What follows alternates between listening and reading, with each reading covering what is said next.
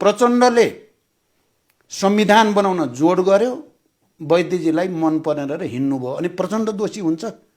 उपयुक्त थ्रो भन्न मिल्छ?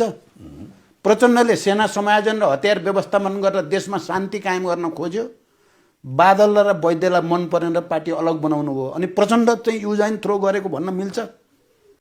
प्रचण्डले संविधान बनाउन त्यत्रो मेहनत गर्यो अनि त्यसपछि चाहिँ बाबुरामजी हिँड्नुभयो अनि प्रचण्ड दोषी हुन्छ? युज एन्ड थ्रो त मलाई गरिएको छ, प्रचण्डको नाम लिँदै चाहिँ फेरि चाहिँ प्रचण्डलाई नै उ गर्ने भएको छ, मैले पो बरु भन्न पर्ने। म त आफ्नो ठाउँमा आफ्नो ड्युटी गरिरहेको छु भन्ने छ नि त। मैले अहिले पनि फेरि वैद्यजीसँग हामीसँगै बस्नुपर्छ, गल्ती भएको छ भनिरहेको छु, फेरि अपिल गरिरहेको छु। मैले बादलजीलाई ल्याएर चाहिँ स्थायी समिति, सचिवालय, गृहमन्त्री त मैले बनाएको हो नि त, मेरो प्रस्ताव हो नि।